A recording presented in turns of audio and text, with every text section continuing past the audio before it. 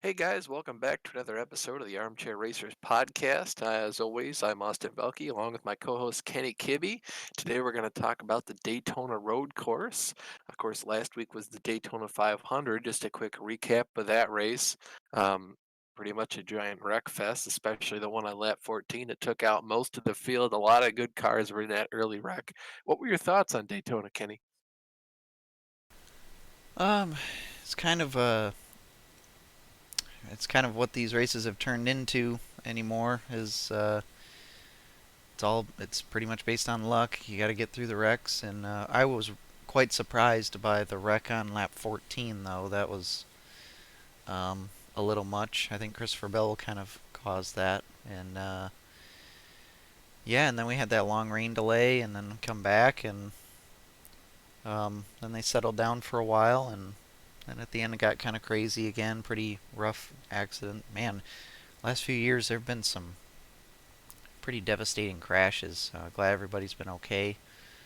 Um, and yeah, I don't know why people are saying, "Oh, this is like one of the most memorable Daytona 500s." And I think maybe it's just because Michael McDowell won, which that's great. I'm happy for him. I like an underdog story, but would I make this one of the top Daytona 500s in recent years? Probably not. No, I put this pretty low on the 500s because you think about it. I mean, with the lack of cars we had, it only got good at the end of the stages, and it didn't even get as good, in my opinion, as the duel, or at least the second duel, because the first duel was pretty tame. It was pretty much like the middle of the race when there weren't any stage finishes. So everyone was just kind of like single file, just riding around, which, hey, I mean, that's how you got to get to the end of the race, but I wish we could see some of that old style of racing where you're just kind of like in a pack and just riding around in that regard, but there's still people making moves and stuff. I think it was pretty boring. In my opinion, it was a bad race. Yeah, I don't know. I don't think I would call it a bad race, just not a great one. But anyways, Speed Weeks is over, and now we're still in Daytona. We're at the road course this week, and coming into this week, they actually altered the bus stop chicane to prevent drivers from spreading a bunch of dirt across the track. People were cutting that corner and or set of corners, so they added these rumble strips with that are removable with some turtles on the inside of them to prevent any drivers from going any further to cut the corners. Good idea on Daytona's part. They did a nice job making them. We've seen in the races so far this weekend um, that dirt problem's pretty much gone. Um, so um, good, quick thinking on their part, and that they look good. They've function well, and they're removable. So I mean, it looks official. It's kind of weird that we saw Austin Cindric last night just run right over him. I don't know what happened, or they didn't damage his car. Maybe he hit it with the wheel and tire perfect, and he just kind of rolled right over it. But I was surprised it didn't like shoot him up into the air like how I imagined it would on high racing.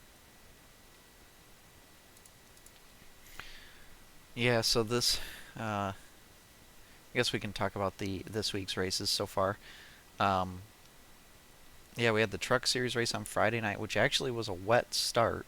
Um, Naturally, of course, I was saying that Daytona would have a completely wet weekend for Daytona 500 weekend. Then we go to the road course where you can have rain, and they would uh, end up having a dry weather. Which at least they did have some rain for the truck race, but it did go away. And yeah, like Sheldon Creed was pretty dominant. Ben Rhodes had a very fast truck, but he was driving very aggressively, and he had spots to make up at times, and didn't seem to bother him to hit his teammates and drive through the grass and do all this stuff. But he had a fast truck, and basically at the end it was pretty much chaos. They actually had three overtimes, which I believe is a record, at least in the truck series. I don't remember seeing any more than that. But John Hunter Nemechek was a factor, but then he lost oil pressure partway through. Then they somehow fixed the issue, and he came back and was battling for the lead, but it was funny because every restart, all these guys would lock up their tires um, and they were just frying their tires and worrying about fuel and guys kept wrecking and at the end I think Creed he locked up his tires so much he didn't have a whole lot left and Ben Rhodes ended up winning. He actually has won two races in a row now to start the season. He won both of the Daytona races and um, I I used to like Ben Rhodes, but I don't know the way he's been driving and acting the last couple of seasons. I don't really care for him anymore. I was gonna root for Creed anyways, but I don't know, a little bit sour. We'll move on to the Xfinity race. That one's AJ Allmendinger and Austin Cindric battle for the end of stage one and the win. Those extra 10 bonus points are very important. And coming out of the last chicane, I don't know if AJ was kind of coming down just to round out the corner, maybe block Cindric, who was driving like a bit of an asshole at the end because he was rubbing his bumper all through that last chicane. And then he went to the inside on him, going through the front stretch, and it looked like they touched. And after they touched the first time, AJ just got loose, and then he really had to go down on Cindric. And at that point, Cindric's not going to move to get out of his way, and he's just going to spin him into the grass, and it destroyed the front end of Allmendinger's car. Cindric had some damage, but it really turned out to be a non-factor, I guess, maybe a bit of a factor at the end, but yeah, kind of both their faults. Interesting. I'm interested to hear your take on that, Kenny.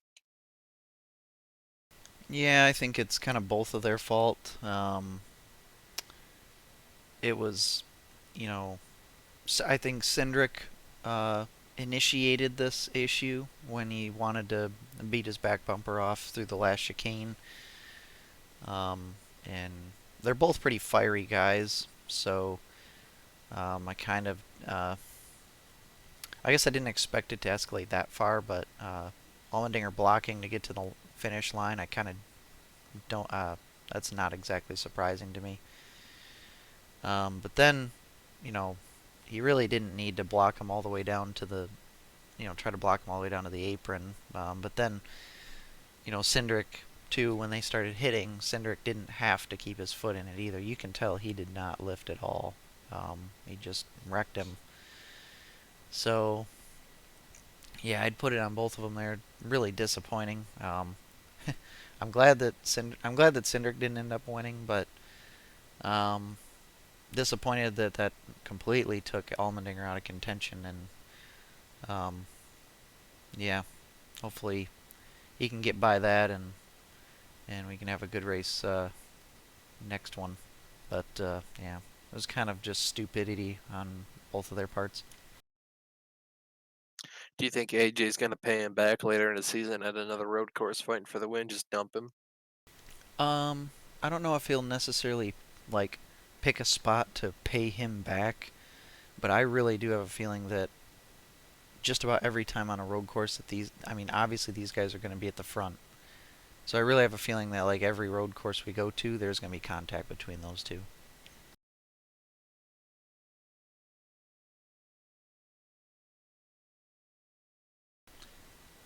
So I guess that brings us. I was kind of surprised Ty Gibbs A did as well as he did. Granted, he had the ARCA practice here before, and I'm sure he spent a lot of time on the Toyota simulators. Um, I'm not sure why everyone's okay with him doing well, given the fact he's in his grandpa's car.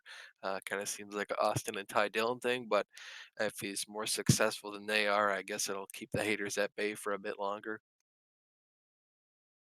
Yeah, I mean, I'm glad that he won over Cindric, but um, and Cindric ended up driving all the way up to P2 with a damage like his left front or right front, well, like completely gone. But um, yeah, I don't know where he gets his road racing skill at. I mean, that was pretty crazy. I mean, maybe it could be a factor where like his car was that good, too. Yeah, I mean, they are both in probably two of the best cars in Yeah. the whole field. I mean, the Penske Ford is really strong, and the Joe Gibbs Racing Toyotas.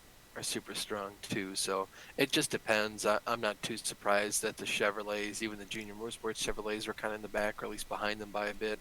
Seems like every year they start out kind of strong at Daytona, then you don't hear about them for a while, and then they come back strong at the end of the year, similar to like Hendrick and stuff. I'm not sure if they try to do that or it just happens that way, but it always seems like they're slacking in the off season, then come back and do good at the end of the year. But yeah, so Ty Gibbs ends up winning. He's the first. He's not the first driver to win in his first Xfinity start, but he's the first one to win that did not have Cup experience already. So I thought that was a pretty impressive stat. What are your picks for the NASCAR Fantasy Live, Kenny? Uh, I haven't made them yet. Oh, geez. Yeah. So what I can do, hmm, I could maybe do this live. Yeah, as Bill O'Reilly once said, okay, let's do it live. Yeah. So last week, yeah, last week I had Matt DiBenedetto, Cole Custer, Martin Truex, Ross Chastain, Bubba Wallace, and Jamie McMurray. I think I Um, beat you by like 11 points last week too, so pretty close. I think I'm making these picks pretty quickly. Um, but I think I'm going to pick Chase Elliott, Michael McDowell, Denny Hamlin, Martin Truex, and I got two more picks to make. I think I'm going to pick Chase Briscoe. I've liked what I've seen from him.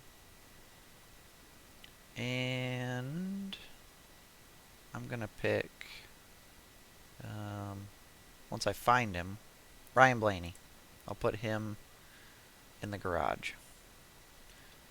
Um, you want me to go through all the bonus picks? If you want to. Race winner, I'll do Chase Elliott. So top Chevrolet, I'll do Chase Elliott. Um, top Ford, I'll do Joey Logano. Top Toyota, I will do Truex. Manufacturer, I always pick Chevrolet. And team, I suppose. Now, is the team like based off of like the group or like the highest placed driver for that team, or like I think it's just whoever wins the race. okay? Like does Hendrick Motorsports win or like JGR, you I'm know? gonna put JGR even though it's kind of conflicting, I guess. Oh yeah, So at there you least go. you got your eggs in two different baskets, so Yep. I can respect that. So who did you pick for your five drivers? So for mine, I have Elliott, Hamlin, Kyle Busch, Martin Truex Jr., Michael McDowell. It was Tyler Reddick, but I figure McDowell's probably a bit stronger than Reddick. And then in my garage, I have AJ Allmendinger. I just feel like he's a pretty safe pick for my garage. We've only got like 7 road course events, and even if he races them all, I can pick him for every single one. You know, he's a pretty safe bet. Um, and I can maybe save some of my other full timers a bit more. For my bonus picks, I've got Chase Elliott to win the race. Chase Elliott is the top Chevrolet. Ryan Blaney is the top Ford. Denny Hamlin for the top Toyota. Winning manufacturer, always pick Chevrolet. And for the winning team, I have Hendrick Motorsports. Yeah, I kind of forgot about Allmendinger in this race. We'll see. I suppose if he can keep all the fenders on his car, he'll probably be pretty good. That's Indeed. the thing. That's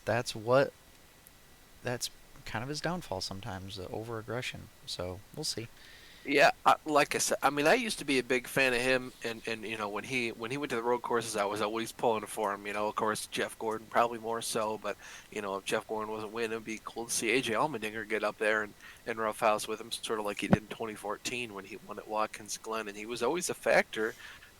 Just usually over aggression is his downfall. Like you said, I remember, I think his last race at Sonoma, he was just running up through the gears and money shifted. Yeah, we'll see. If he does well this week, maybe that'll make me a believer for him in the other road courses. The thing is like the Cup guys anymore are so good on the road courses. I mean, there's guys that are better, but really I mean, Everybody else is pretty darn close. Like if you're not one of those best guys, like, and I'm talking a couple guys, like probably Truex and Elliott. Hamlin hasn't won enough on the road courses yet to really make me be a believer. But everybody else is pretty darn even. Um, Oh, but you say that, and Hamlin is still really fast on road courses. He's just he's not up there fast. winning races. You know what I mean? He's like the Kenny Kibbe or the Justin Morton of NASCAR road course. Like he's always there with a shot at it. It's just there's somebody that's just a little bit either better or luckier. But I do think that Hamlin's only become that recently. Well, I mean, there's I been. can I completely. I mean, he's always been like that, but he's gotten a lot better of recent. But I do know what you're saying, and I completely agree because it used to be only like 5 or 6 Cup guys were really good at road courses, you know, and but now it's like I would wager to say like 10 or 15 guys are as good as those 5 to 10 were before. So the competition has really stepped up. Yeah. So it's going to be pretty hard for Allmendinger to step in. I think it will work in his favor having the low downforce, high power package because that's similar to what he last drove in the Cup Series. And it's probably a more similar feel to the Xfinity cars that he is a little more used to right now. If we were doing the high downforce, low power package, then they'd probably work as a disadvantage to him. But Allmendinger's been known to step into anything and be competitive, so we'll see. Uh, you want to touch on some of the iRacing news? You mean other racing news? Or iRacing news, because we got two things, just two really small things. Michael McDowell's kind of cool to Oh see yeah, him get a sponsor after winning the race last week. Kind of doesn't make any sense because, like, why don't you wait until after somebody won the Daytona 500 to sponsor him? Just kind of seems weird and pretty shallow of a sponsor. But hey, good for them. And Eric Jones got that sick Tide car now with that sponsorship. It looks really good. There's Petty Blue in there that kind of distracts from the traditional Tide colors, but I still like it. It looks pretty good. yeah, that'll be at the Bristol Dirt Race. It's got Food City on the side of it as well, which they always seem to sponsor Bristol races. But yeah, the Michael McDowell sponsor, I can't remember what the sponsor was called, but they were his sponsor last year. But they were a 6 race primary sponsor with 0 races for as an associate. Now they're doing 4 races full time, like as a full sponsor, and then the whole season as an associate. So they basically I took wonder if their that current sponsorship balances and out. upgraded. It's a gain. It's a positive. No, but for the team then? Yeah, should be. Okay. Yeah, I was reading that off of Bob Pockrass's tweet, and he was saying, that's a decent upgrade from what they had. Gotcha. So yeah, so we'll move on to the iRacing side of things. We of course started off our races with NEP. We had the NEP Shift Marketing Design Series at Auto Club. Kenny, you had a really good race. I got up there, but I made a dip ass pit call to not take tires. Um, how'd that race go for you? Yeah, so it was a good battle up front, the whole race with myself, John Peters, and Evan Bollier. We basically ran away with it. It was just us three way ahead of everybody else, and I was pretty fast at the beginning. I'm not the greatest at Fontana. I can run a fast lap, but my problem is consistency. So I felt like if I was going to save a bunch of tires and stuff, I was going to struggle with consistency. So I just tried to go not stupid fast, but just pretty hard racing the whole time. And took the lead for a little while. We led for a little while. Then John kind of came back to me, and Ryan came back to John, and John passed me. And then so then it was me and Evan battling for a while, and then I wanted to do the undercut, pit around halfway, but I chickened out, and because I thought there was going to be a caution, and so I pit around lap 40, and that's like a 65 lap race, and Evan actually undercut us by 1 lap. So then I pitted the next lap, and then John pitted the lap after me, and it all brought us right together. We were all three of us, and Evan actually got the lead.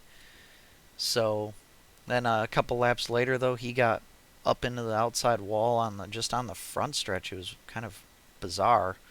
and we passed him, and he was never a factor again. And then John was ahead of me, and I just couldn't quite run him down. But another good race for us, another podium finish. I Yeah, I started out the race. I think I qualified like mid-pack or something. Not the best qualifying, but Auto Club's not one of my strongest tracks. I was mostly just hoping to put down a decent time, start mid-pack, and just save my tires.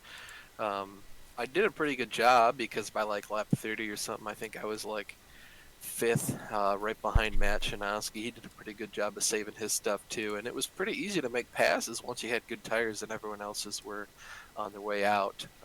Just because they're going through the corner and you can hear their tires just screaming out in pain. So kind of easy to make passes at that point, but I stayed out pretty late, hoping we get a caution because people were pitting. A couple guys went out, but Sale wasn't having it, and more power to him. I would much rather have the race play out and be green than have a bunch of cautions. It just sucks that it did happen like that, and it bit me in the butt because I didn't take tires. I figured that the net gain of time by doing just the 5 gallons I needed instead of like the 14 or however much you could do, and no tires was going to help, and it did in the short run. But people with tires ran me down. Yeah, it was definitely a tire game, but yeah, it was cool to have a full green flag, checkered flag finish, no cautions, which that was fun. It was actually a really good race at a track that I really wasn't looking forward to, so that was cool. And then we had NEP Trucks, the season finale on Friday. We were at Atlanta, another abrasive surface. Um, that was also a 65 lap race, and that was that's the team event where you have 4 drivers per team. It was the season finale, and I think when the green flag dropped, I believe my team ended up winning. So that's myself, Yep. Ryan Salvatore, Jason Ricker, and Wyatt Alexander. We all did a great job with working as a team the whole season, and yeah, I started 8th place and decided I wanted to be relatively aggressive. But you can be fast there and still take care of your stuff. Um, I drove up through the field and took the lead, and then we got a caution. And John Peters was actually talking to us in Discord, and he said he people were asking what their tires were, and he rattled off his numbers, and I rattled off mine, and mine were actually slightly better. And he was just kind of hanging out. So that made me feel really good. Um, So then, like 20 laps in or so, I pitted to take my first set of tires. And I had one more in the pits, and come back out, and some people had stayed out, so I was trying to get back through the field again. Got up near the front, and Evan Boyer got loose or got tight underneath me and pushed me up near the wall. Got up into me, and I spun, but I saved it before hitting anything. Pitted for damage that I thought I had, but it turns out I didn't, so I just took fuel only. And had to come back through the field again. And then we got a decent position, and then about lap 40 something, pitted for the last set of tires. Came back out, got stuck behind the 44 truck on the restart, who held me up for an entire lap, and then decided to hit the fence in the quad oval. And then as I was underneath him, he came down and hit me, and actually gave me damage this time. So I had to pit again for a fast repair. Came back out and had to come back through the field on my same tires, and ended up third. Ended up I was second for a short time, but Ryan Libby stormed through the field and ended up winning the thing. But pretty disappointed in a way. Because I thought we had speed to win that race, but just didn't quite play out. But another solid run, and we get the championship as a team, so that was cool. Quick question for you. You said John was in your guys' Discord chat. Was that at the end of the race you guys compared tires or at the pit stops? That was during pit stops. Oh wow, so you did a really good job conserving your stuff because at the first time it really seemed like you guys were all just kind of riding equally. Yeah, my basically like my right sides were like 1% better than his, basically, and then left sides. we were equal. But yeah, Gotcha. Still impressive though. He's the king of conservative stuff. well, and he was showing it too. I mean, he was making moves every once in a while, but he would kind of let other people pass for him, and he'd just kind of shoot through. He was making some moves, but um, I was way more aggressive. Like you could visually see how aggressive I was being on the track. But the thing is, like Atlanta's a line sensitive, and throttle. Well, later on it's throttle sensitive, but it's line sensitive. If you hit your marks and you don't turn the wheel too much, you can be fast and you can just kind of ride the banking, um, and take advantage of the draft and all that stuff. So yeah, it just kind of, I don't know, kind of fit my style, I guess. So how did that race started out pretty sour for you? I remember that. Yeah, going down the backstretch, I don't know why, but Scott MacDonald decided to like turn left down the track and right reared me. I don't know what he was thinking. I'm not sure if he thought there was someone on the inside of him, so it was just one person. Technically, we weren't three wide, but he was still to my outside. I just went up the track because he should have more than enough room on his outside, and I don't want to take the corner poorly and destroy my tires. So I just went up probably a couple inches, and he just spun me the fuck out. So again, I don't know what he was thinking, but what are you gonna do? Um, so I took my fast repair immediately, which not the best decision, um, but I was afraid I'd blow up and wouldn't be able to finish the race under power. So came down, got that, got more fuel in me. The caution came out at lap 20. I changed tires. My tires were only at like 96 and 98% or something because I was just riding in the back, taking care of them. Um, got the second set of tires, I think like lap 50 or something. Most of us pitted. I thought about pitting when the caution came out on like lap 40, but I was like, nah, because we'll have another caution and I don't need my tires yet. So um, I waited a little bit longer, and then after the caution on lap 50, I came in, got my tires. I think I restarted like maybe in the top 10 somewhere. And then that last run, we had a really good run going. I was making passes. Charles blocked me pretty hard a couple times, and that messed me up. And then when John Peters was falling through the field, I got pinched underneath him by Libby and Zane. So they got by, and I couldn't pass either of them back because obviously Libby won, and um, Zane was just a bit too fast to pass him back. So finished fifth. Pretty good race though. Congrats to you guys on the championship. And yes, as soon as the green flag dropped, you guys clinched it because there were only 20 cars, I think, in maybe, and that's at most. There might have been only 18. So yeah. Yeah, it looks like 19 showed up. And actually, one of my teammates actually finished dead last. White Alexander, he got involved in an early wreck, and then the second time a truck spun out and was sprawled across the track, and he slammed into him, did like a backflip and Oh yeah, I stuff, and saw that live. yeah, They did a really good job covering that on broadcast. he ended up that I think that was what took him out, so he left immediately. um, but yeah, the other three team members, Ryan got ninth, Jason got sixth, and I got third. So three members in the top 10 again. Um, pretty lights out. We were really good. Um, and speaking of Zane too, on that last restart, he was, I think he had slightly fresh or at least even tires with what I had, and he was kind of the difference maker, because on the restart, Peters was ahead of us, and Charles was ahead of us when we restarted, and I was kind of boxed in, and Zane sent to the outside, and he went and passed me, and then he passed Charles, and he passed I think John on the outside, and I basically had to wait for him to do that, and then follow him on the outside, and it kind of screwed me because well now I got somebody with equal tires ahead of me, and it's not just Evan who's up there leading, so I had to work on Zane. And so I decided to work on Zane, try to get the pass, and it took me like 2 laps to get it done. And by that time, Libby was all over us. He had fresher tires than both of us. And then as soon as I got past Zane, Libby followed me through and then passed me immediately. And just kind of, I could have blocked him down the front stretch, decided not to. Wasn't really worth it. Um, but yeah, that kind of ended my chance at trying to catch Evan was that restart. Just didn't quite file out the way I wanted it to. But yeah, good run for our team, and I'm glad you were able to recover for fifth. You actually started fifth and ended up finishing there.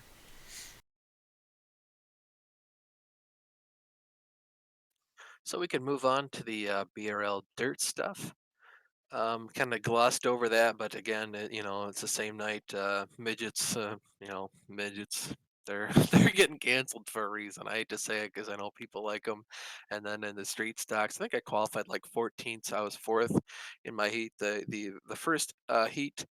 Um, Brendan Myers on my inside. We started going, and the inside was the preferred line, I guess.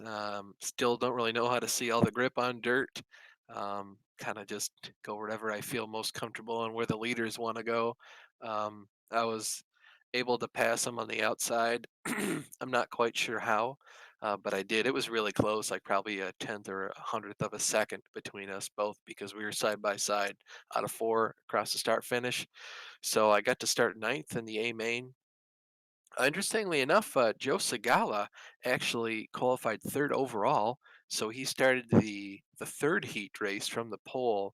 I think he made one too many mistakes, and I actually think he had to go to the consi to get in. Luckily, we only had 20 cars show up, so all 20 cars made the 24 race A main. Um, but yeah, seen a lot of good talent out of a lot of guys in that. I had a really good race going. Started on the bottom the first couple cautions, and the bottom wasn't where you wanted to be. And B, I'm always really good up top. So if there's a race where you can rip the lip, I'll be up there with the best of them. It seems like I don't know why. Just how it goes, I guess. Um, there was a caution come out, and I was like 10th or something. So I think I drove up to like sixth. Another caution came out. Um, it put me on the inside, maybe seventh or something, but I was able to get up to the top and then pass some more guys. We had a caution come out with like 5 laps to go, and that kind of ticked me off because I was running fifth, which meant I had to be on the inside. I lost that high line advantage. Couldn't rip the lip, and I came home seventh because I guess I was too nice on the last lap. I probably should have doored some more people because that's how they race, but we'll get them 2 weeks from now, next week, somewhere in there. Yeah, you guys had like 6 cautions in that 40 lap race. Yeah, I was surprised we finished on time. I was pretty worried about having to park my shit and go do the truck race early because we just like could not get going to save our lives. I don't know what it is with that and with us, but not great.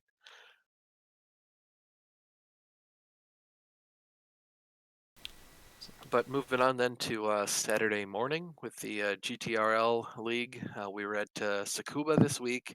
Had 9 guys show up. Put her on the pole, as Zane said. Zane showed up for that race, so it was cool to have him there. Started on a pole with Tim and Matt behind me. For some reason, I put in a 52.5 as the pole lap, and Tim put in a 52.7, and Matt put in a 52.9. I think it was the cloud cover and the fact I really took care of my tires on my outlap for qualifying because I don't know why I was so much faster than Tim. But yeah, race started. Um, I led every lap but a couple because I don't know how, but Ben Wolfson must have got better fuel mileage than the rest of us, and he stayed out to lead a couple. But sure enough, he had to bid at some point, so he did, and yeah, held on to the win by a couple tenths. Yeah, that's cool to see. That's a cool track, but like what we were talking about earlier off cameras, uh, the those cars are probably too fast for that track, and I can see that. You know, in theory, I'm like, man, oh, Tsukuba is such a fun track, but um, I could definitely see that the GT is probably It's a too fun fast. track. It's a really fun track, especially those cars. It's just like the size that that track is. I feel like the fastest thing you should have on there is like GT3 cars, and even GT3 cars are probably too fast. It seems like a spec Mazda series or maybe a Formula Renault. Cars with not a whole lot of downforce and a bit of power just to kind of trip the wheels. Touring cars would be cool there. Yeah, yep, downforce monsters, not too much high end. Would be cool to see there, but yeah, again, not really meant for the GTE cars. Yeah, I think am I the only Western PA driver to not get a win now in that series? Allegedly, yes, but in your defense, you have only shown up to like 3 races. This is true. And in one of those, you very much could have gotten the win, but you and Matt got taken out. Yep. Well, yeah, it's like Barcelona, probably not because Justin was really fast. And Imola, if I would have taken a little bit more fuel, like one more click of fuel, maybe.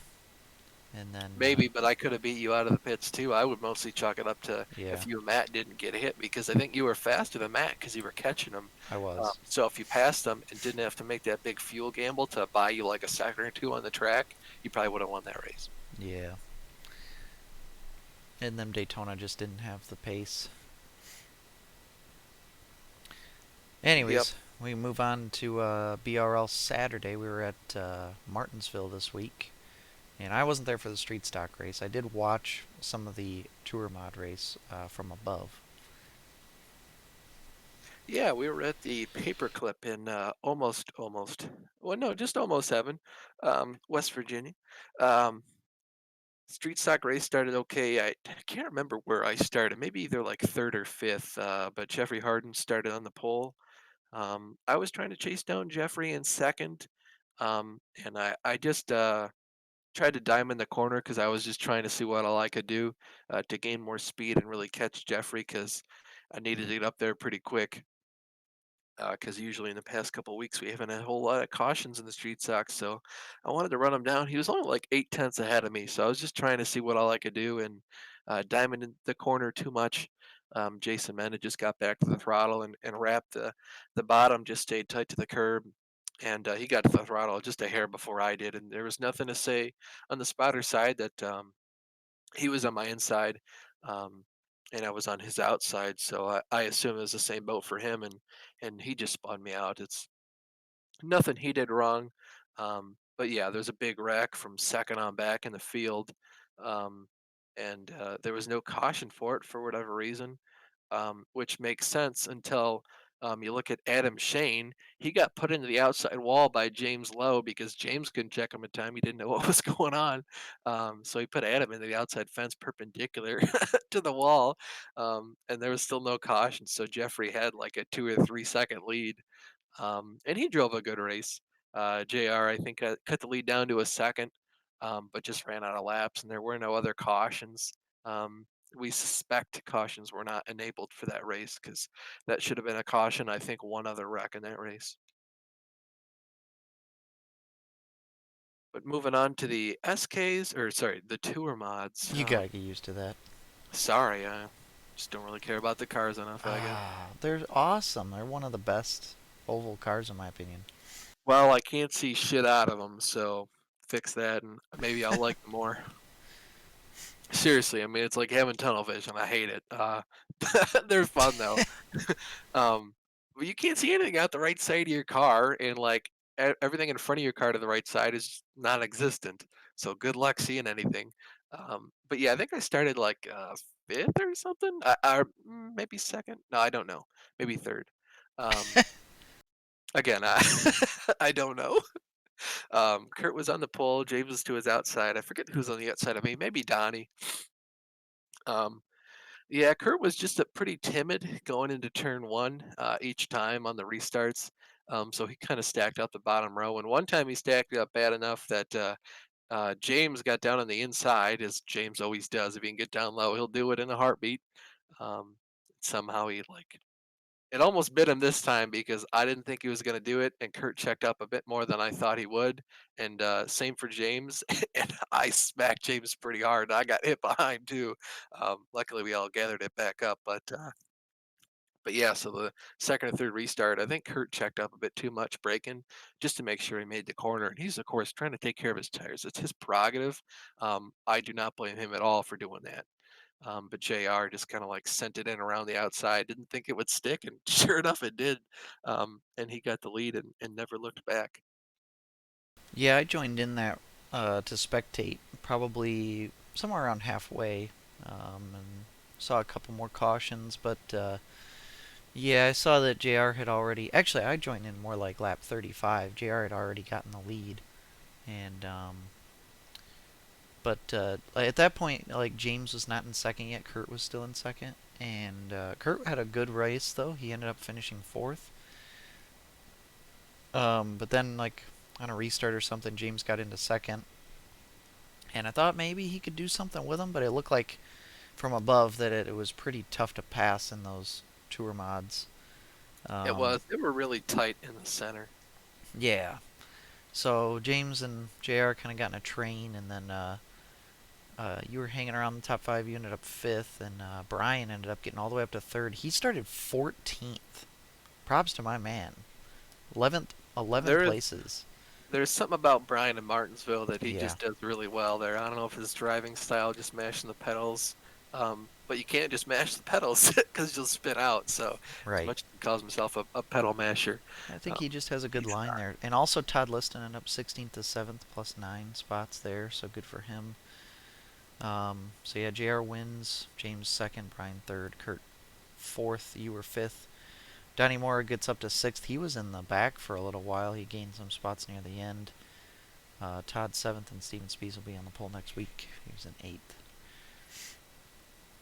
Oh, and oh, I can't remember how this happened. Oh yeah, Justin Morton. He actually got the fastest lap, and about halfway through, he kind of got fenced by Joe Segala. He was on the high side down the straightaway, and Joe just didn't give him any room, and they didn't hit each other. Justin was doing all he could to stay off of him, and it ended up putting him in the wall, and he ended up flying out into the outside wall, just absolutely hitting the fence really hard, and ended up just quitting out immediately. But that was a shame to see. It was kind of a beginning of a rough night for Justin, and a lot of us ended up having a rough night in the next week, or in the next race, as we move on to the Grand National race. So you take it from the top, Austin, on the Grand National race. I think I started 11th, maybe 13th. We're going 13th. into turn one, and big old wreck at the front of the field. I don't know what happened. I think someone just made a move to the bottom and checked up, and no one else behind them checked up. Which I mean, it's turn one at Martinsville. Kind of hard to break at the perfect point. To dive into the corner at max speed. I don't know why you would. It's you're trying to save tires because they're a huge deal at Martinsville. But yeah, that stacked up the field. It really dicked Justin Morton. I think he was the car that got involved, and even like cars further back in the field started stacking up and just wrecking each other. I know JR got absolutely wrecked, taken out. He had a battle back from I think 14th or something. Yeah, I Um, think that took Justin out, took James James Lowe out. was in there too. Yep. Um, just a lot of the fast guys got involved in that early wreck. I made it through semi unscathed. I had to go on the inside curbing on the grass to make it through, um, but I did luckily. Then after that, I got passed by JR. I don't know how he gets such a good drive out of the corners, but just JR Shepherd Yeah, passed me. I think I got passed by Donnie too, and Donnie got lucky because one more corner and he would have had me. But of course, caution comes out, so I'm in an odd numbered place and get to lose more spots off the restart. So that was pretty cool. And then after that, I think I fooled around making some passes, and I think that takes us to the infamous lap 51 internet debacle. In practice, before that race, um, everyone like lost connections. Everyone's quality went to shit. And usually quality would indicate an upload problem, but it's actually what the server says you're uploading, I guess, because usually it should have been okay, and our quality would have been all right if it lagged like that on their side, because you wouldn't be downloading anything. So I'm not quite sure how that works. Maybe I need to fix my beliefs on that. But yeah, so not the most ideal situation for sure. But everyone came back. A few people got dropped completely. I think it was you, Stephen Todd, and Chris Wolfson, maybe. That got dropped completely, but the rest of us stayed in there. Just we all disappeared from each other for about a lap, maybe a half a lap, somewhere in there. So sure enough, we're under caution on lap 51, just pacing, and this whole thing happens again. And I did my best to hold pace car speed. because once everyone disappeared, I just held my foot in the same position. I think it was like 40 mile an hour, and I didn't go up and uh, wedge someone's rear tires up off the ground. So I'd say I did a good job, but I did. I guess you and I both killed Brian because when the caution came out, you could see Steven just speed up or do something weird, um, and he just wrecked Brian going into turn one. I don't think Steven saw Brian. I think he just sped up to get closer to the pace car. Maybe the pace car disappeared for him too. But he sped up and spun Brian around, and then you and I both just nailed him and gave him engine damage. If you didn't damage his engine, I killed his engine. That was pretty unfortunate for him. Um, and then on that next restart, Brian had to pit, so he kind of stacked us all up going down the backstretch because he's got to get off the track and pit. He was very underpowered. Um, and then Donnie, Adam, Shane, and I checked up to let Brian get to the pits, and Donnie just stuck it three wide. That kind of pissed me off. So I was seeing red, and then I had like screen freezes all night, or like lag spikes, and the internet was doing weird stuff. So I spun out down the front stretch. Really weird how it gripped up too. I'm not sure what the deal was with that, but regardless, got back out there like 13th or something, last car in the lead lap after all you guys left. Try to give you guys some wave rounds because I know usually happens to Donnie all the time. Donnie's internet will like poop out on him, and they'll get back and be like, "Hey, Lowell, do we still do that thing where you get let your laps back if it's a server problem or internet problem?" Laps like, "Yep, sure thing, buddy," and then he gets all his laps back. So I try to do that wave around thing for everyone who got disconnected um, from the Great Lap 51 internet debacle. Um, and that worked out okay, I guess. But it was just 4 laps, and it's hard to get 4 laps back under caution. So that was pretty unfortunate. And then after that, I started making passes pretty easily, just because I've been conserving my tires. Got up to like eighth, I think. Um, Caution comes out, of course. And then I stayed in eighth the rest of the race because we had like 20 laps to go, and we just started having cautions too soon for me to make more passes or get past. And then the last restart, I finished seventh because Justin Morton got absolutely taken out. Um, whether that was right, wrong, or indifferent, we'll let the IRT decide. Um, but in my opinion, he got cleaned out. But it is what it is.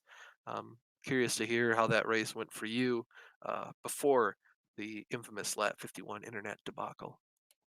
Yeah, so Martinsville's never really been my favorite track in the world, but for whatever reason, I have pretty good stats there. I think it's mainly just track position, being able to hold my spot more than anything. I'm not the greatest at playing offense there, so yeah, I started in sixth and made up a few spots, and I was only in fifth. I did get past that lap. I did get past that lap one incident though. Um, I went up. I was on the high side. I went up, just kind of went around it, and I ended up fourth from that. Then dropped to fifth behind Justin, and then I thought, well, I'm gonna follow him through. Well, he got past like Jason Menda, I think it was, and I didn't follow him in time, and I was just kind of riding in fifth, and then here comes JR, storming through the field after being put back to, like you said, like 14th or so after the big wreck, and gets up to me, and I don't know how the dude gets off the corners there. I was trying my best to baby it, and just couldn't get the drive off the corners that I needed. And so he passed me, so I thought, oh, I'm going to follow JR. So he starts making moves, and first car he passes, I can't get up to him in time before they get back down. So here I am riding around in fifth again, and I'm thinking, I'm just trying to plan out, make my game plan for the. I'm just trying to make my game plan for the second half of the race. And what am I going to do? Because I know JR is going to go up and get the lead soon. And, what am I going to do to, at least get a podium? And now I should go back to in practice, we all had that internet issue where people just kind of disappeared. Well, I was one of the drivers who actually got kicked out when that happened. So I had to reload before the race started. And then we were just pacing, and I just all of a sudden everybody disappeared, which that's what everybody saw. But then I was pacing for a little while, and then boom, it just throughputed me out. So I went from riding fifth to, um, I mean, mostly out of the race. Was able to load back in, and I was like 4 laps down, something like that. And thank you, Austin, for giving me all my laps back. But by the time I got in lead lap, it was there was only like 3 laps to go, and um, the last caution I did gain 1 spot because Justin got absolutely taken out, which that's terrible on his part, or not in on his part, but for him. Um, and he would have had a great points day because, well, I mean, pretty good. I guess James had a decent finish, but um, yeah. So I ended up 16th, and Justin ended up 17th. James ended up fourth, and I think he's tied with me in the points now, and JR ended up winning. So just pretty terrible. I mean, I did not have a race-winning car or anything, but I definitely would have had a top five. Um, and that basically takes us out of the running um, for the championship. I would say. I mean, JR's gonna have some Yeah, problems. unless something happens to Yeah, JR in either the next race really bad or something kind of bad the next couple races. or he Um, misses.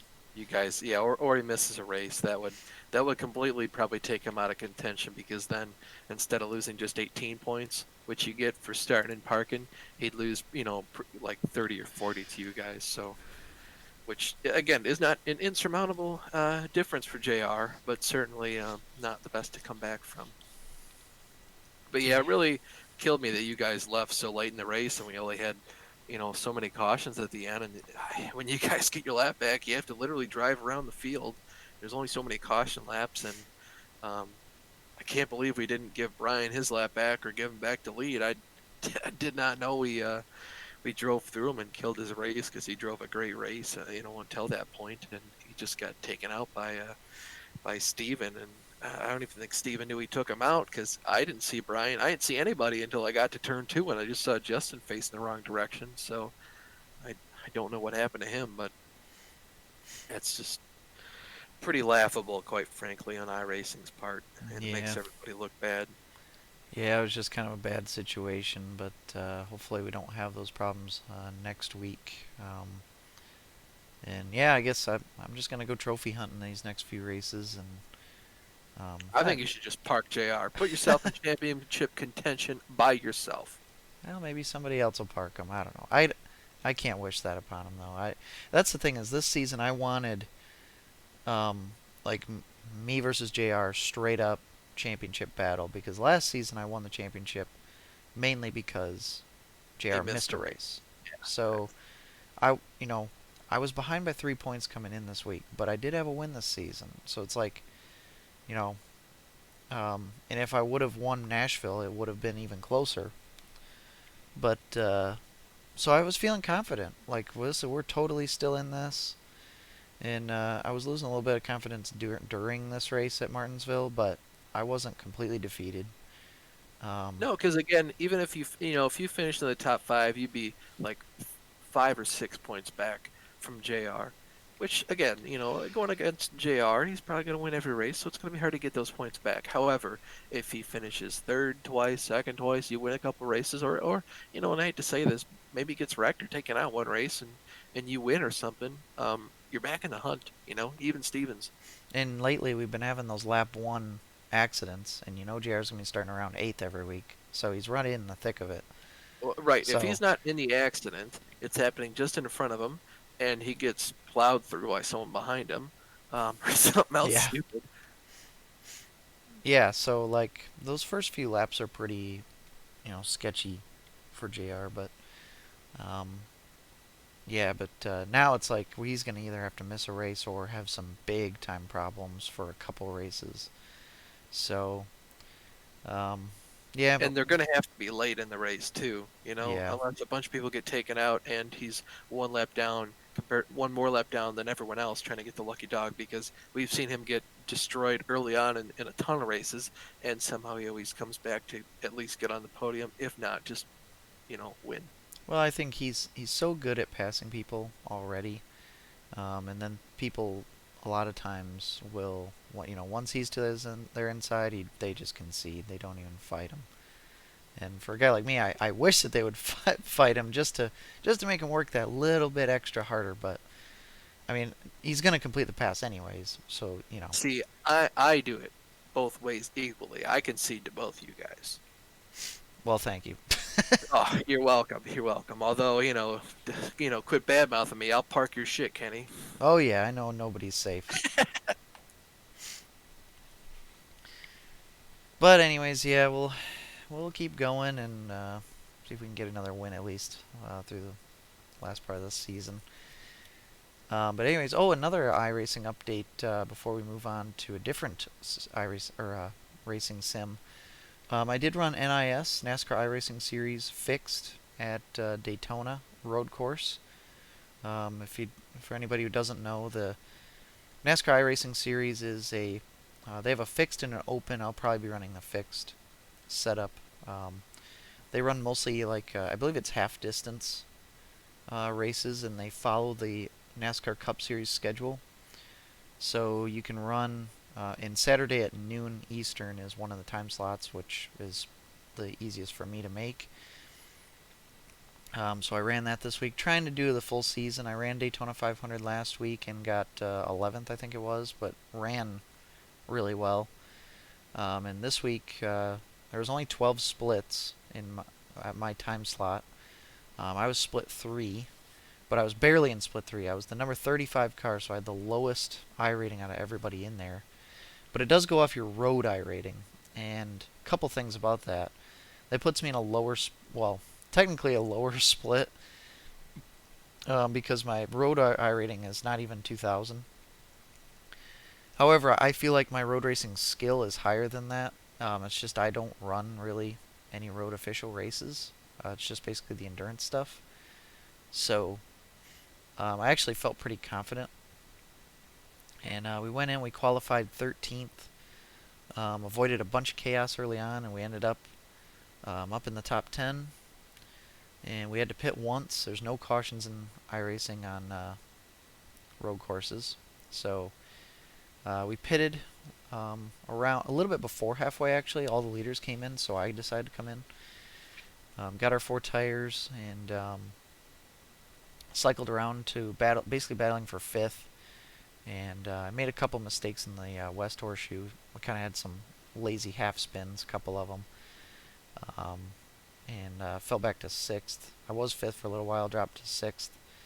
And then we were battling with 2 to 3 other cars at the end for that 6th, 7th, 8th spots, and we held on for 6th. I actually had to come back and pass them again because I made a couple mistakes, but it was fun. Nice 6th place run. It was a challenging race, and I hope that Matt and Brian, who were running NIS fixed, hopefully they can, or NIS open, sorry.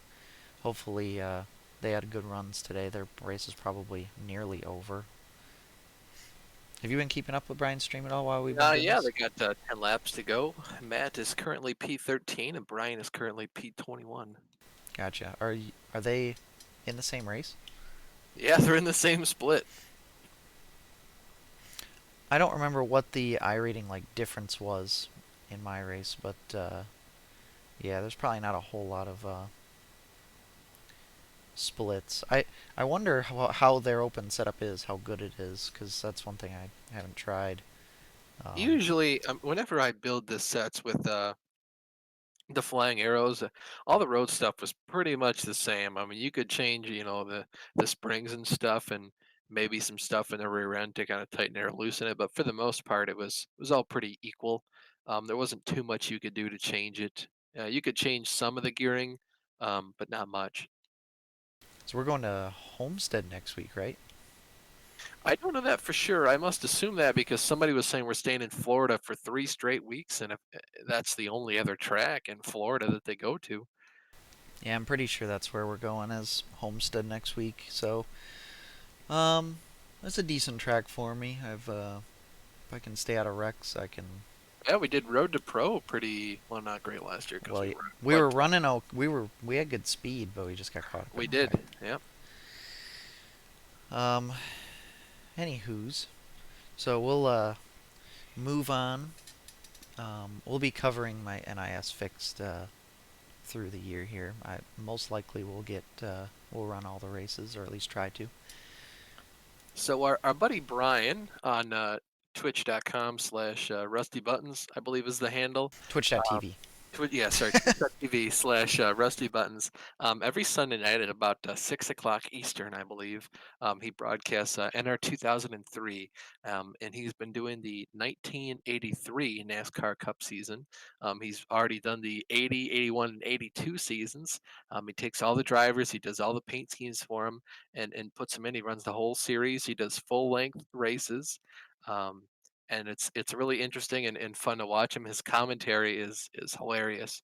So Kane and I are always in there, um, hanging out with him and having a good time. He wanted to know if we could do some updates for his races in here because we talk about a bunch of other stuff, being the idiots we are. so so he started doing that new segment called it's alliterative, Rusty's Retro Races. Pretty proud of ourselves for coming up with that name. It might be changed and improved in the future.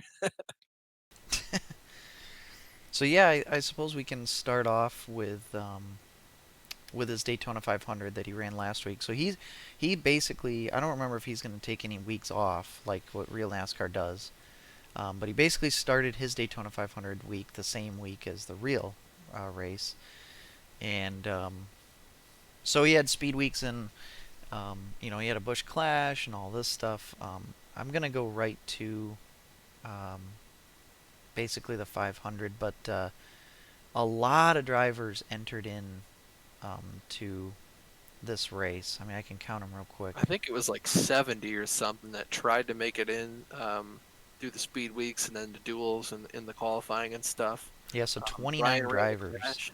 29 drivers did not qualify. So yeah. Yeah, so that would, I mean, 29 plus 43, so yeah, a lot of guys tried to make the race. Now, the biggest driver that didn't make it was Cale Yarborough, which, funny enough, in the real race, Cale Yarborough won the 500. But I believe now he's part time in the 28 car, the 28 Hardee's car. But he was still like Cale was like super fast in this era still, um, and he still didn't make it.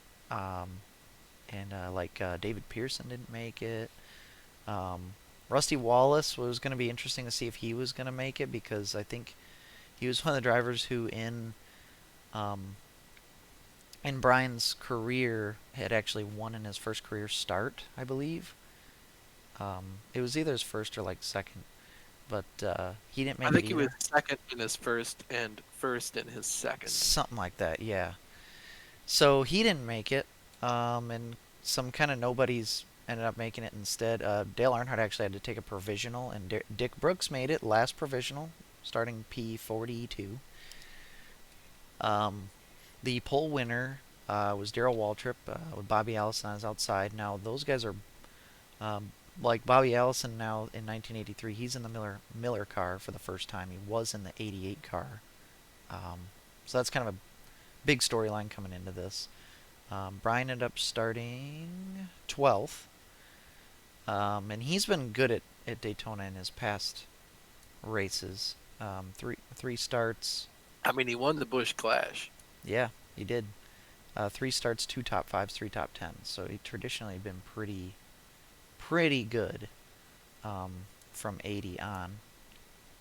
But I actually thought it was a pretty good race. Actually, it wasn't too memey, which some of the races get to be kind of stupid with AI doing AI things. Um, but we ended up with 4 cautions. But the thing is with the physics in that game, with I think they're set up with the truck physics, and they draft like crazy. So cars really don't get separated. So it's a big group like the whole time until drivers start getting green flag pit stops or they start getting damage. So there was actually 32 leaders total in this race, and the fact that Brian didn't like wreck, like when he was 3 wide, sometimes 4 wide, was pretty amazing because I've done some drafting in NR 2003, and it's really difficult to keep in your lane. Um, so 32 different leaders, it's basically rotating back and forth. Brian actually led the most laps at 38. Um, I can't remember. Do you remember what happened to Brian to put him back? No, no clue. I went back and watched some of it, but for the most part, I was watching the Super Bowl on, or no, no, that was last week. No, I think I took a nap and was painting my model, so I missed some of it in the middle. I want to say he got some damage at some point. He ended up the last car in the lead Oh lap. yeah, he in a wreck. He got in a wreck, I thought. Yeah, so he ended up P17, so it was actually his first non-top 10 finish in the Great American Race. And at the end, there was this battle going on.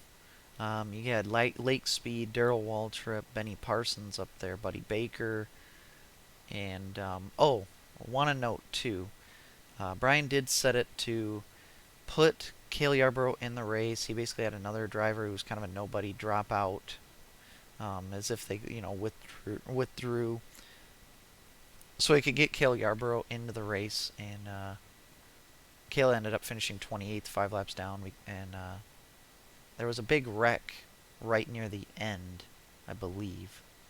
Yeah, it was like with 5 to go or something crazy like that, and a huge wreck took out most of the front runners because Brian was in the lead pack at that point. Yeah, Uh, okay, I yeah. think they were trying to get around like lapped cars or something. Yes, it was a slow They were lap just car. empty. And Terry Labonte, the champ from last season, ended up blasting into this lap car and just caused chaos. That's what it was. And yeah, when the dust cleared, I don't remember how they restarted, but Dean Roper, a rookie who I don't think is even full time, ends up winning in his first start after starting 38th. So I was quite disappointed because not everybody, but nearly everybody in that top 10 is pretty worthy to win in real life, but not him. How do you feel about the winners that are kind of like, you know, probably shouldn't win? Honestly, I really hate to see it because I don't know why NR 2003 just has these guys win. I don't know what their stats are. I know there's some randomness that can go into play too. I just kind of prefer it didn't happen. It's cool to see an underdog win, but not like a nobody dog. You know what I mean? Like I'd much rather have like Brian or Daryl Waltrip or Bobby Allison or Kelly Yarborough win the race, or even Buddy Baker for that matter. You know, like put somebody in victory lane. Would be cool to see. But it is what it is. Brian's gonna take it on the chin and move on because it's what the simulation said, and he's having a good. So next week, or well, this week I should say, tonight, he will be running at Richmond. They go there twice a year, and past winners back in 1980 was Jody Ridley and Harry Gant. 81 was Dale Earnhardt and Brian. Brian's really good on the short tracks. And 1982, the champ Terry Labonte swept both races. So, um, Richmond's a cool track. It's Richmond Fairgrounds. It's before it was reconfigured, so it's a pretty different experience to watch that race, a race at that track. But DW with a second pole in a row. We're starting P1, but Brian will be P2. So I think if they get a decent green flag run, I think Brian might get himself to the front. A lot of fast guys nearby him though. Neil Bonnet third, Terry Labonte fourth, Bill Elliott sixth, which I don't remember if Bill's gotten a win in Brian's career yet. But 1983 is when he gets his first real life victory, which is it's not until Riverside though. But it'll be cool to see what he can do. It's apparently his 100th career start as well in the Cup Series. Tim Richmond's up in the top 10. Richard Petty is up there, which Richard has, oddly enough, not won a single race in Brian's career. So he hasn't won since before 1980. He's been close. He's had some second places, and he ran relatively well at Daytona. Hopefully, he can improve and win. Um, but 8 cars didn't qualify. He had Jody Ridley, which is a little bit surprising. Ronnie Thomas, Jimmy Walker, Slick Johnson, Bobby Wawak, who's not qualified 2 races in a row. Dave Dion, Tommy Gale, who actually he might have won a race in his career, and Blackie Wangerin. So, and only 36 cars make it into this race. With it being a short track, probably don't have enough pit stalls, possibly. Um, but any storylines you like to keep an eye on into this race? We'll have to see. Um, I mean, I'd certainly like to see how Brian does and sort of how the championship continues to shape itself. Because currently, obviously, Lenny Pons is the championship leader. That's pretty crazy to say. So we'll have to see. I'm just excited to see it all play out.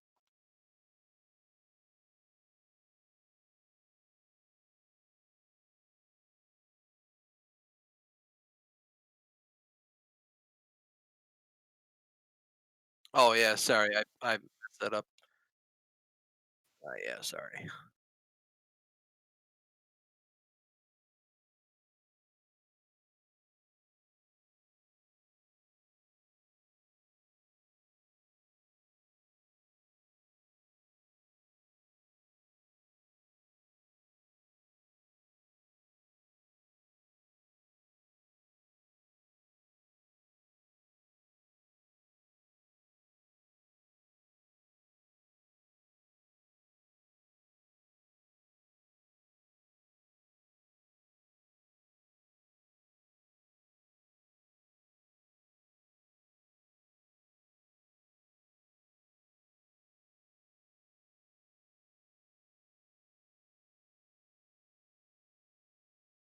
Oh, Daryl Waltrip. Geez, you know what? I just realized I had my mic muted. For how long? Just that last little bit. Oh, okay. So I can just go over it again. Um, don't remember where I was touching on last, but well, I remember saying that 8 people didn't qualify. Only 36 make this race because of it being a short track. Um, it's gonna be funny now watching this back because it's gonna have like a bunch of silence. Yeah, you were going off. I mean, you were calling people out, cussing up a storm. Oh I think yeah, you even let a hardcore, just mean word slip out there against jeez. Bobby Allison of all people. How dare you? Well, and knowing his memory, he's probably not gonna remember it anyways. Oh, well, at least not after '89. Oh, Yeah. Oh, we'll get oh, there. We will get there. in 5 years. Yep. So he's actually starting in 7th place in the Miller car. Um, but yeah, we were gonna pick winners. Um, I'd probably say I'm gonna go with Neil Bonnet. Little bit out on a limb compared to some guys, but he's still quite fast. I like Neil. I think I'm going to stick with DW though. He's good at them short tracks, so we'll have to see. But I mean, Texas Terry wouldn't be a bad pick either. But I'll go ahead and lock in DW. Ooh, could Terry Labonte win 3 Richmond races in a row? It'd be cool to see. Not gonna lie. The champ is here. That's all I gotta say. But yeah, I got guys, some notables in there like Kyle Petty in the number 7 car made it into the race. Buddy Baker in the 21 car, not a very good qualifying run. Dick Brooks, he's back in there. Mark Martin's in the 2 car. Dave Marcus, Morgan Shepherd, they're on the same row. Back in row 11. Cale Yarborough much more easily made the race this week. He's up in P18.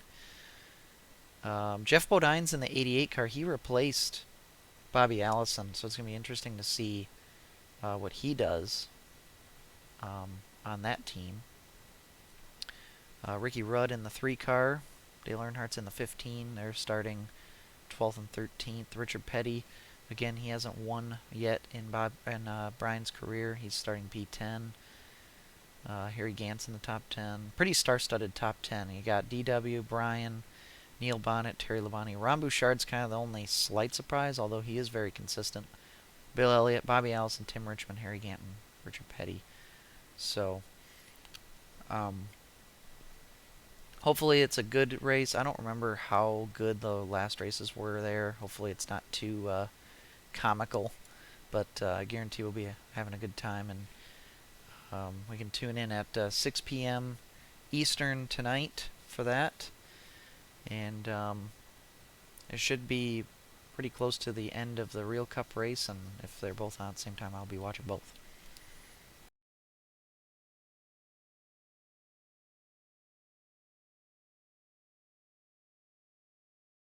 Suppose, should we move on? Yep, I think we should probably move on to the video games section real quick. Not much to go over. I got back into F1 2020 for a hot minute. I finished my Mexican Grand Prix. Pretty fun game as always. I love it. I just don't plug my steering wheel and pedals into my Xbox as much as I should. Just being stupid doing other stuff, I guess. But I know you were playing some Rocket League.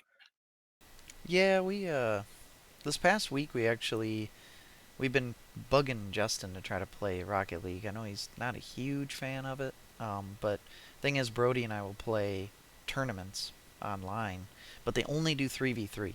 So we would always get a random, which it's actually worked out in our favor. We've won I think we won one tournament at least, maybe two, but so like we're not too bad. But then sometimes you get a teammate that's just terrible, and you can't communicate with them, and they're like just isn't always a good time. But so we were able to get Justin to play a little bit, and we actually played a tournament. We got into the second chance bracket again because of naturally we lost the first round. We always lose in the first round and get put into the second chance tournament. But then we went and we won it. It was a really intense tournament. So Justin's 1 for 1 on the tournament, or he was. And then last night we decided to play for a little bit, and Justin was a late entry. We actually had to go directly into the second chance tournament because we didn't sign up early enough, and we ended up losing, I think, in overtime. Just didn't play that well last night, but it's a pretty fun game to play with the fellas, and nice competitive atmosphere. I always get pretty riled up in sports type games, so Rocket League's pretty fun. But how did you end up doing in your Mexican Grand Prix? Oh, I won it. Was it Handily. close?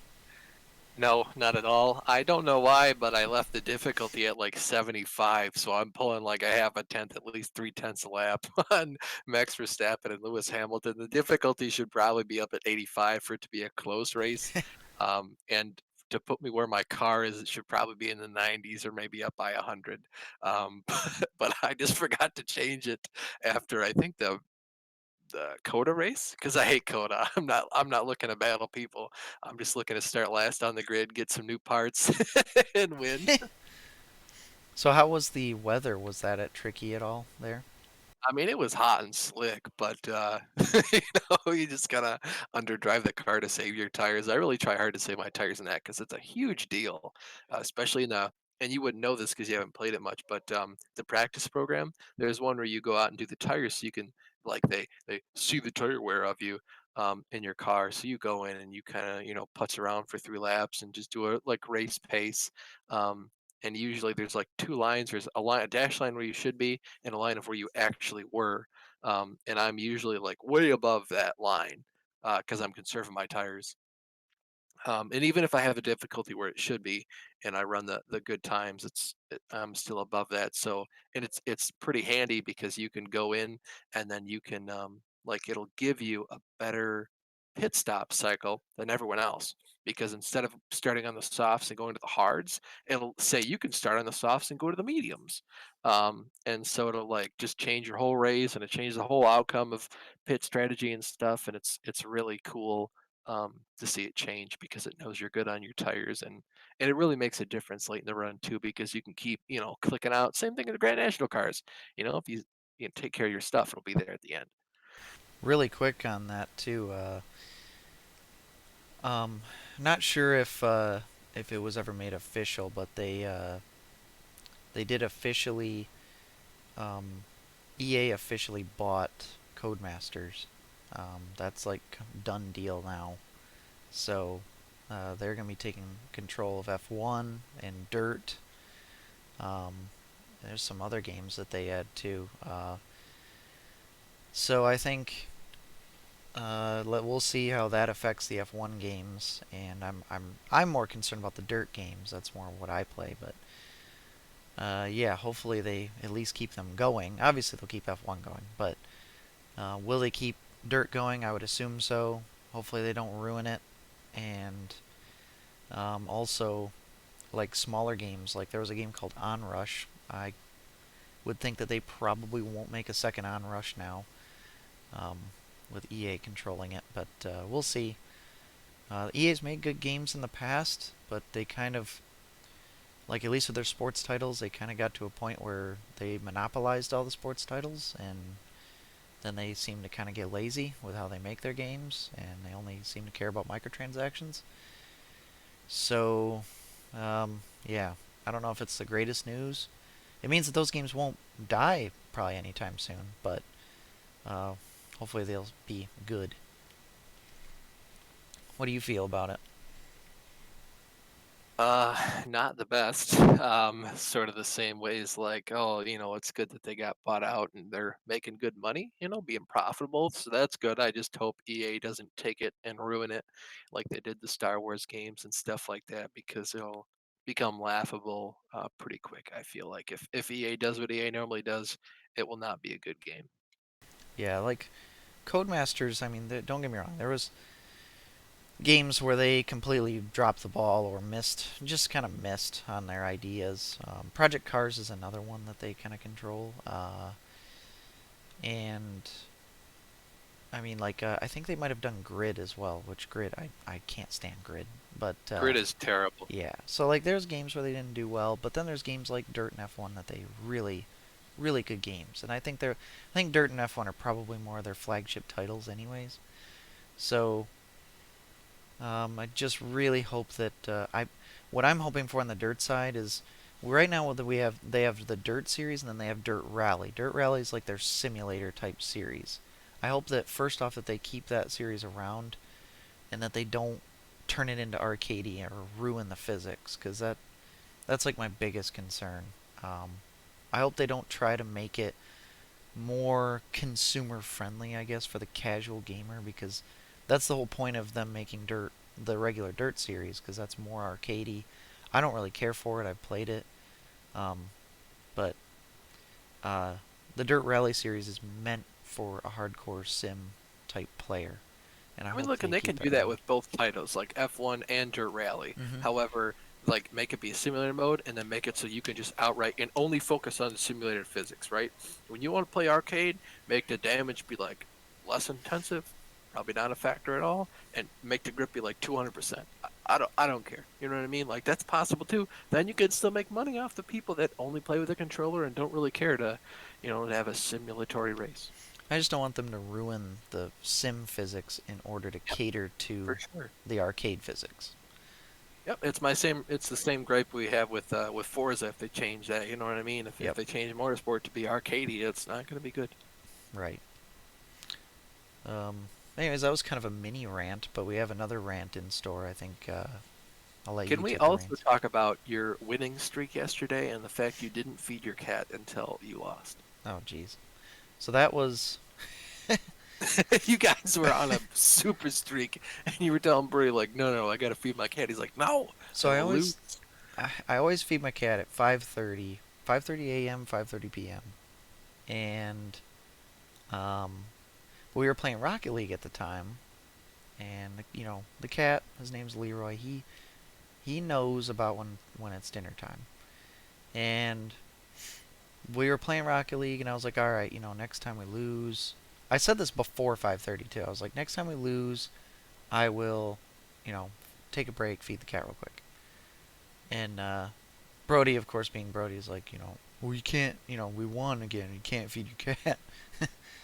So we ended up playing, and um, we just kept winning, and that was like that was before we played terribly last night. That was like, obviously during the evening. You guys probably went on your winning streak between like 1 and 6 p.m.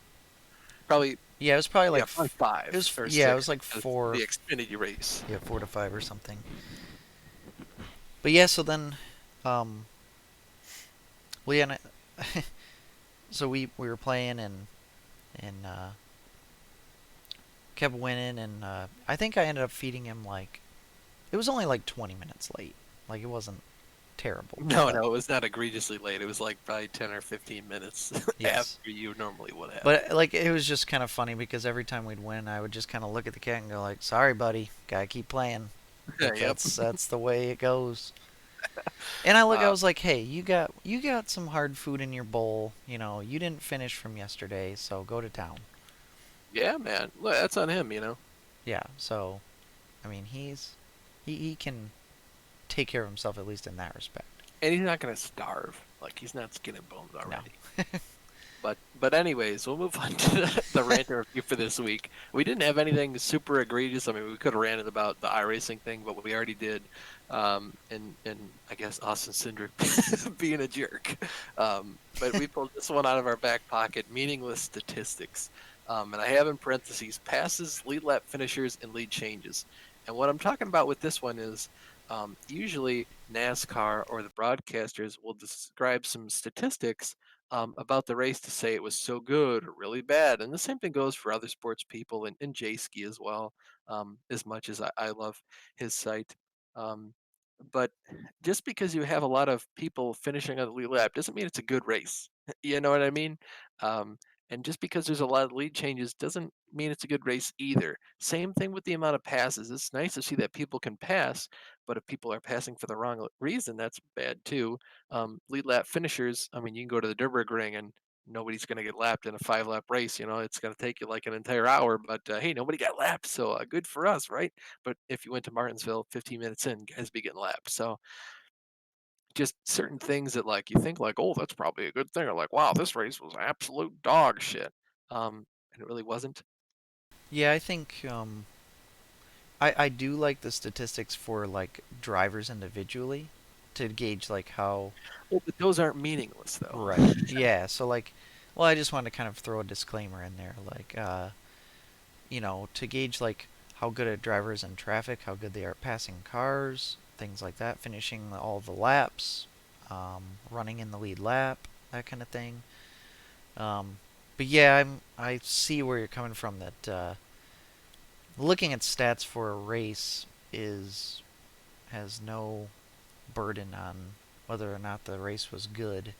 I mean, you could take a race like, and I know people are kind of polarized on this, but like the tandem drafting races at Talladega, weren't those races pretty high amounts of lead changes?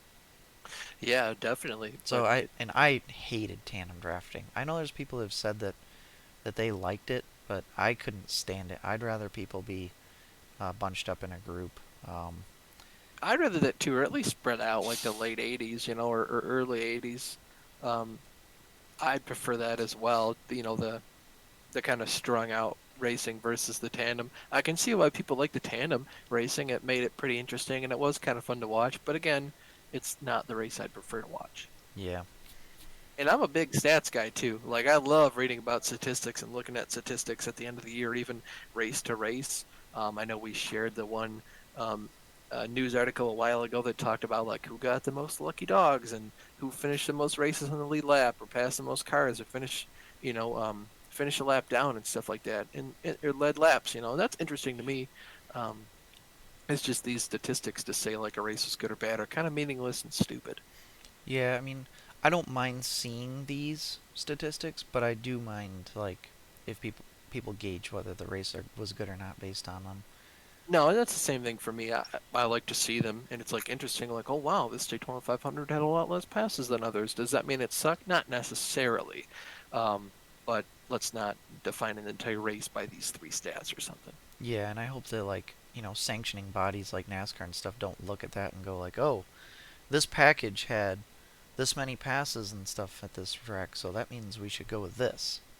I, Because that. I think the problem is they do because all Yeah. the news outlets report on it, and the fans get talking about it because it's not everybody's super intelligent, or they look at that and be like, "That was a good race. They had passes. This was a bad race. They had no passes." And there's no races in between. It's either best race ever with a ton of passes, or worse with none, or vice versa. Um, I like and to look at like race flow, like how good was the competition up front. I personally love to see comers and goers. Was there, Oh yeah, you know, people pitting, pit strategy. I'm completely okay with. I know Dale Jarrett did it. Jeff Gordon's done it. Dale Earnhardt's probably done it. Somebody just goes out, dominates an entire race, leads flag to flag. However, there's comers and goers. There's pit stop strategy. Even if there's no cautions or whatever, I'm okay with someone dominating the race as long as there's some strategy in there and other good racing back in the pack. yeah, I always like to see when there was like that certain track or that certain week where that team just hit right on the setup and they just fly. Um, but back in like the early 2000s or like the 90s, like you would get that, but it wouldn't be like the same guy all the time, every time. I mean, you could debate, Jeff Gordon for a little while there, Went but track to track like Bobby Labonte dominated Atlanta for like 2 or 3 years straight. I think right. he won there 3 races in a row or something stupid.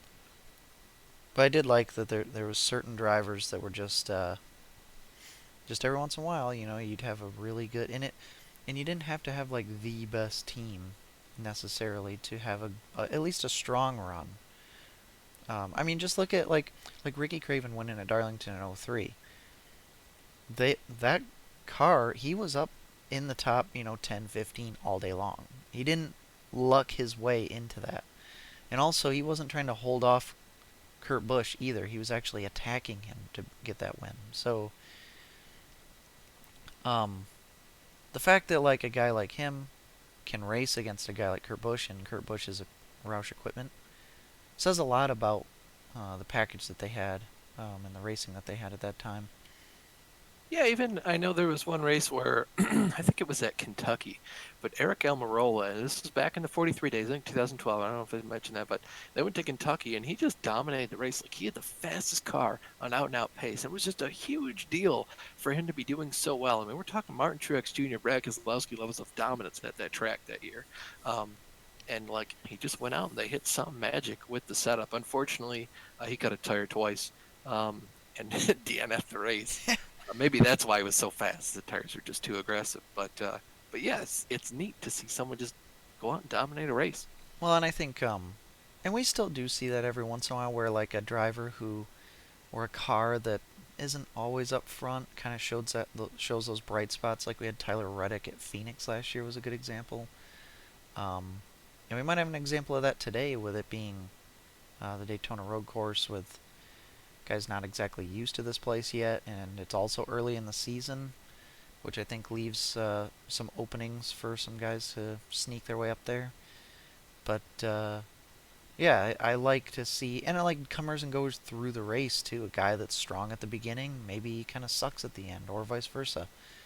I think that's kind of what I look for. And like, how good was the finish? Like, not necessarily like the last lap, but like, was there strategy involved, or was there a good battle at the end? You could see a guy win by like 6 seconds and go, "Oh, that was a terrible race. He won by 6 seconds." But you could look and see that it was like a strategy thing that allowed him to get that lead, not just a he ran away with it kind of thing. Yeah, we're past the 20 laps to go, and there just wasn't another caution. The guy won the race had good tires, and the guy who was, finished second was leading before the eventual winner passed him, didn't have new tires. It just depends. But I guess rant over. Meaningless statistics suck, and they're stupid. And if you only look at those meaningless ones, I'm not going to say you're stupid, but you could make better choices. Um, moving on to getting around to it. Is there anything you're getting around to, Kenny? Um, Not really. I mean, there's some stuff around the house I like to clean up and whatnot, but I'm kind of waiting for the weather to improve. I do need to go shovel the driveway after this is done, so I guess I'm technically getting around to doing that. I probably should go out and do some snow stuff around my house too. It snowed a bit here as well. In terms of modeling, though, I finished my Wheaties car. It looks pretty good. I did mess up big time though because it turns out there's a difference between the bodies on the old Monte Carlos. There's a slab side and like a curved side. The slab side is flat, and they had that in like '97 onwards at least or something. I actually bought the curbside for my '97 car, so Oof. it looks kind of hokey, but like it still looks good enough. So it is what it is. I'm not positive of this, but I don't think that the chassis was orange on that car. I looked in some pictures and it seemed orange, and all the diecast cars I had for it were orange, and I just think it looked better like that personally. I think there was one interview where they had him inside the car, but again, it's always too dark, and no one has any Yeah. good pictures, so I just kind of said fuck it, it can all be orange. Yeah, I mean, it's not too noticeable when you got the car all together. Well, because back then they still painted the chassis. Like the instruction manual for this car, because I just bought it as a loose kit off Mike's for like $16 or something. It was actually from '96, and it was the Olympics car, and the chassis on that was all red. So, eh, eh, Yeah, eh. it is what it is. I don't know if it's orange. It just looked pretty orange in some of the pictures, and it's not a huge deal. Some of the parts are black though, in there, like the seat, the dash, the hoses. You know, So you got a new one in the getting ready to be made? Yeah, Rusty Wallace's. I forget who the sponsor is, but it's like a blue car. When if his Pontiac 2+2, I think it's like Ailer Guard or Ailer Pro or something. But yeah, so that's up next. What year is that car? I mean, it's the Aero Coupe 2+2, so probably '86. I don't know what the Uh, box is in my bag of them, and it's underneath like my Gray Ghost and DW Budweiser car, so I can't see it right now. But I believe it's from '86. all right, cool. Well, that'll be a cool one to build. Is that one pretty detailed? I'm not sure. I've never built a car that old, like that style, Mm-hmm. from the '80s before. But it shouldn't be too hard because it looks like the interior, like the chassis and stuff, is all black, and the body is just all blue. So it should be probably as challenging as the Dale Earnhardt car was, Cool. which Looking forward not to some very. updates on it. So Anyways, I think that was a pretty good podcast. We'll be sure to watch the Cup Series at the road course at Daytona this week, and we'll touch on that next week in our next episode. I believe we're heading to Homestead next week, so we'll cover that. Um, as always, thanks to Austin for being the co-host and for being admin at BRL this week. That was pretty important. oh, that was terrible. Um, but yeah, apologies for anybody who goes and watches this back and has that big, like, probably 3 minute open space of no noise because I accidentally have my mic muted. But I'll have to address that when I post this to YouTube. But anyways, we'll be back again next week. Thanks everybody for tuning in. I'm Kenny Kibbe with my co-host Austin Belkey. We'll talk to you later, and Godspeed.